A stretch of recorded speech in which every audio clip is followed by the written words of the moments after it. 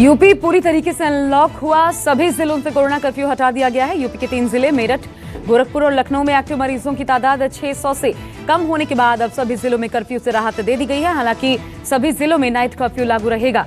UP में अब सिर्फ शाम 7 बजे से सुबह 7 बजे तक नाइट कर्फ्यू जारी रहेगा।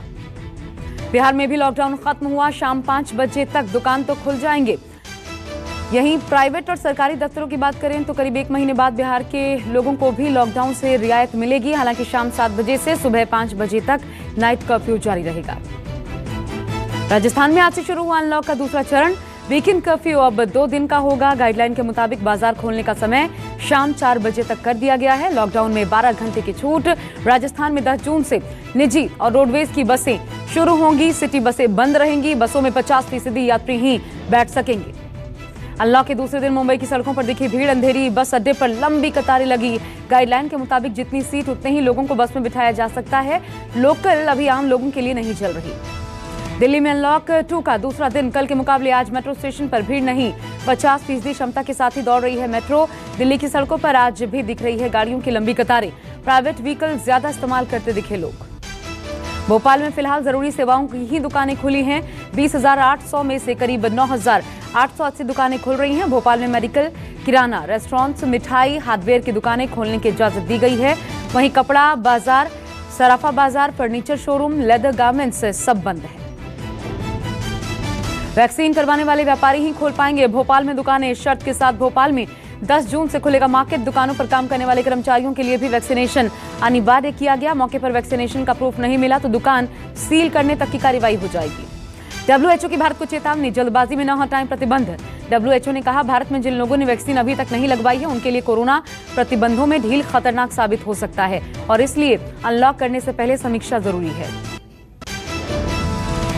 कोरोना टीके पर समाजवादी पार्टी मुखिया अखिलेश यादव ने यू टर्न लिया। अब अखिलेश लगवाएंगे टीका। अखिलेश ने ट्वीट कर दी जानकारी। पहले टीके का विरोध कर चुके हैं। अखिलेश यादव ने ट्वीट कर कहा, मैं बीजेपी के टीके के खिलाफ था पर भारत सरकार का टीका लगवाऊंगा। अखिलेश यादव ने लोगों से भी टीका लगवाने की अपील की। अखिलेश यादव पर यूपी के मंत्री मोहसिन रजा ने तंज कसा। कहा, अखिलेश पहले कहते थे कि जब हमारी सरकार आएगी तब वैक्सीन लगवाएंगे, पर समाजवादी पार्टी को पता चल चुका है कि सरकार तो आने वाली नहीं तो वैक्सीन लगवा ही लो। चूंकि नेताजी ने उनको संदेश दे दिया कि आपने जो वक्तव्य दिया था कि हमारी सरकार आएगी तो हम वैक्सीन लगवाएंगे, अब उन्होंने बता दिया कि आपकी सरकार नहीं आने वाली। उन्होंने 2017 में भी आपको बताया था कि आपकी सरकार नहीं आने वाली है। कल भी नेताजी ने आपको संदेश दे दिया है।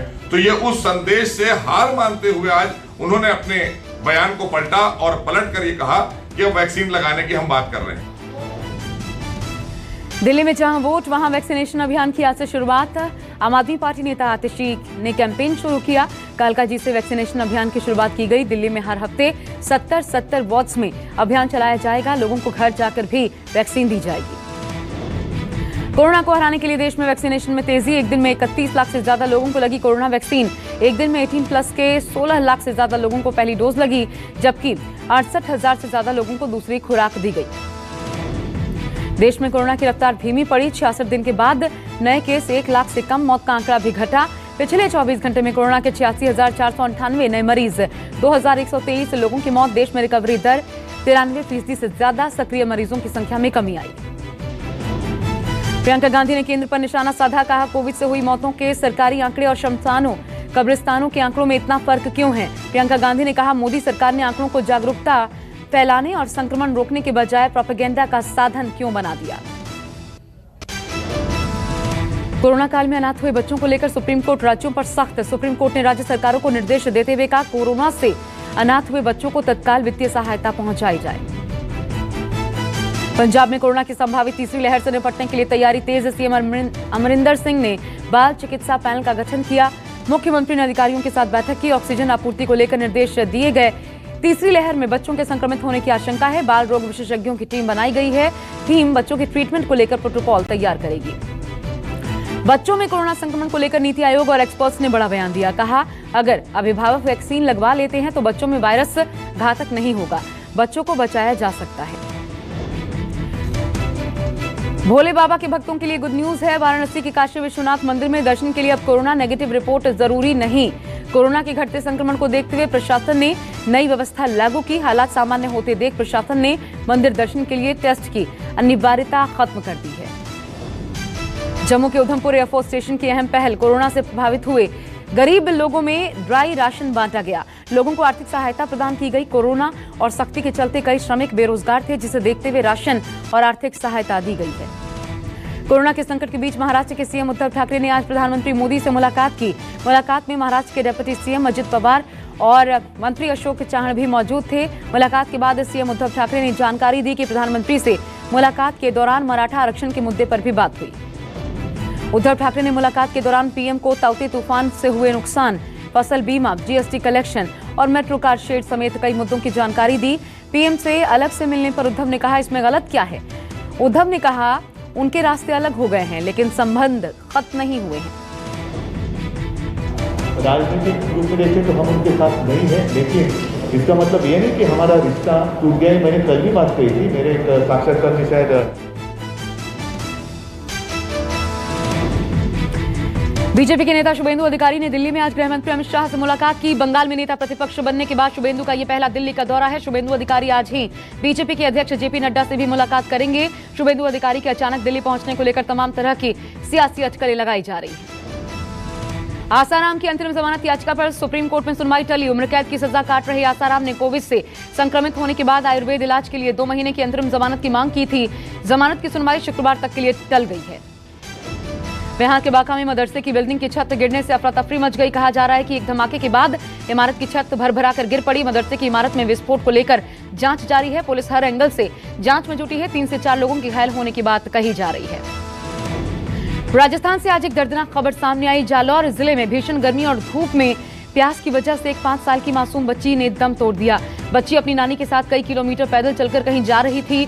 इस दौरान 10 किलोमीटर का सफर पैदल तय करने की वजह से बुजुर्ग महिला और बच्ची दोनों बेहोश हो गए। महिला को अस्पताल में भर्ती करवाया गया है, जबकि बच्ची की मौत हो गई। हत्या के आरोप में जेल में बंद पहलवान सुशील कुमार अपनी स्पेशल डाइट को लेकर परेशान हैं। सुशील कुमार ने जेल में स्पेशल डाइट और फूड सप्लीमेंट की मांग की है। सुशील कुमार ने जेल में अलग सेल की भी मांग की। रोहिणी कोर्ट में दाखिल की है अर्जी। सुशील कुमार की मांग पर कल कोर्ट सुनाएगा फैसला। पश्चिम बंगाल में तूफान बारिश से 26 लोगों की मौत हो चुकी है। सिर्फ हुगली जिले में ही 11 लोगों की मौत हो गई, जबकि मुर्शिदाबाद जिले में 9 लोगों की मौत हुई। वहीं पश्चिमी मिदनापुर जिले में 2 लोगों की मौत की खबर है। हावड़ा जिले में भी बिजली गिरने से 2 लोगों की मौत हो गई। पीएम मोदी ने हादसे में मरने वालों के लिए 2 लाख रुपए उनके परिवारों को आर्थिक सहायता देने की घोषणा की है। नॉर्थ ईस्ट पहुंचा मानसून। जल्द ही मानसून मुंबई और मध्य भारत पहुंचने के आसार हैं।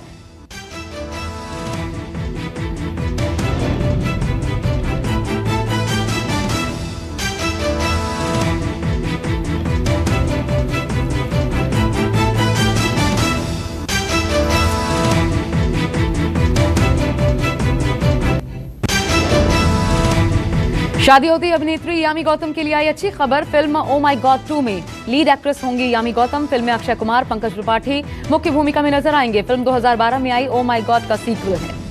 आमिर खान के बेटे जुनैद खान जल्द ही बड़े पर्दे पर नजर आ सकते हैं। जुनैद महाराजा फिल्म से डेब्यू करेंगे, जिसकी शूटिंग आज से शुरू हो गई है। जुनैद की फिल्म लॉकडाउन के बाद शूट होने वाली पहली फिल्म है। कोरोना संकट को देखते हुए सभी क्रू मेंबर्स को कोविड वैक्सीन की पहली डोज दी गई है। शिल्पा शेट्टी ने इंस्टाग्राम पर शेयर किया नया वर्कआउट रूटीन का वीडियो। शिल्पा शेट्टी ने लोगों को फिट रखने के लिए वर्कआउट की टिप्स दी। शिल्पा का ये वीडियो खूब वायरल हो रहा है। शिल्पा शेट्टी अपनी योगा की सीडी भी ला चुकी हैं। बॉलीवुड के सुपरस्टार रहे धर्मेंद्र ने सोशल मीडिया पर एक वीडियो शेयर किया, जिसमें धर्मेंद्र स्विमिंग पूल में वाटर एरोबिक्स करते नजर आए। वीडियो शेयर कर धर्मेंद्र ने लिखा, सेहत ऊपर वाले की ऐसी नेमत है जो बनी रहनी चाहिए। फैंस ने कहा, आपकी एनर्जी देखकर मजा आ गया। श्वेता तिवारी ने खतरों के खिलाड़ी 11 के सेट से एक फनी वीडियो शेयर किया। श्वेता ने वीडियो में खुलासा किया, उन्हें उनके मेकअप आर्टिस्ट सहित सभी लोग मम्मा कहकर बुलाते हैं। वीडियो में श्वेता खुद को जगत मम्मा और साउथ अफ्रीका की मां कह रही है। साक्षी धोनी ने अपने फार्म हाउस का एक वीडियो इंस्टाग्राम पर शेयर किया। इस वीडियो में साक्षी अपने फार्म हाउस की सैर करवा रही हैं और उसकी खूबसूरती दिखा रही हैं। ये फार्म हाउस रांची में है, जहां धोनी अपने परिवार के साथ रहते हैं। ब्रिटेन में कोरोना वायरस की तीसरी लहर ने दस्तक दे दी है। कोरोना के मामलों में एक बार फिर तेजी देखने को मिल रही है। 3 महीने बाद नए मामलों में जबरदस्त उछाल दर्ज किया गया।